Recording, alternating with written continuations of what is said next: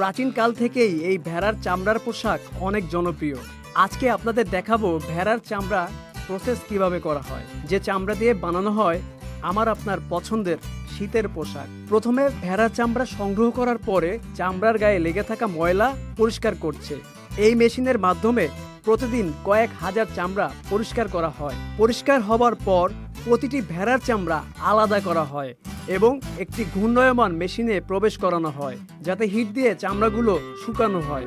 এরপর এই মেশিন থেকে চামড়াগুলো বের করে আরেকটি হাই প্রেসার মেশিনে চাপের মাধ্যমে চামড়ার প্রকৃত আকার দেওয়া হয়। একটা রোলার মেশিনের মাধ্যমে চামড়ার সাথে লেগে থাকা চর্বি ও মাংস ছেঁটে ফেলানো হচ্ছে এবং চামড়াগুলো নিয়ে যাওয়া হচ্ছে পরবর্তী ধাপের জন্য।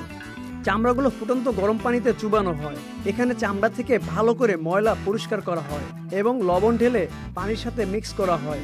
এতে করে চামড়া পচে যাওয়ার হাত থেকে রক্ষা পায়। একটি ড্যামের মতো রোলার দিয়ে খুব ভালো করে চামড়া ধুয়ে পরিষ্কার করে নিচ্ছে।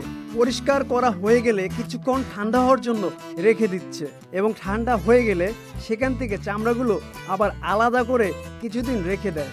চামড়াগুলো শুকিয়ে গেলে শুরু হয় এর সবচেয়ে গুরুত্বপূর্ণ কাজ।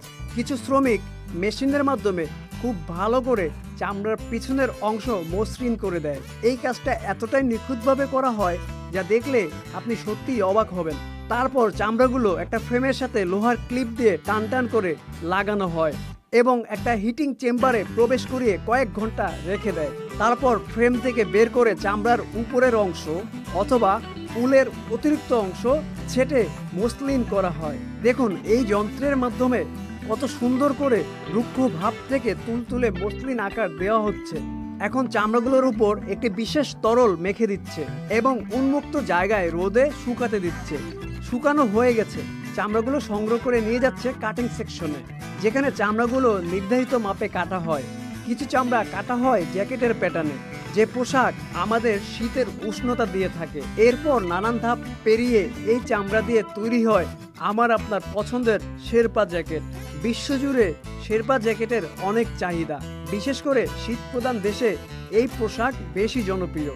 ভিডিওটি ভালো লাগলে আমাদের চ্যানেলটি সাবস্ক্রাইব করুন এবং ফেসবুকে ফলো করুন। আপনার যদি কোনো মন্তব্য থাকে তা কমেন্টে বলুন।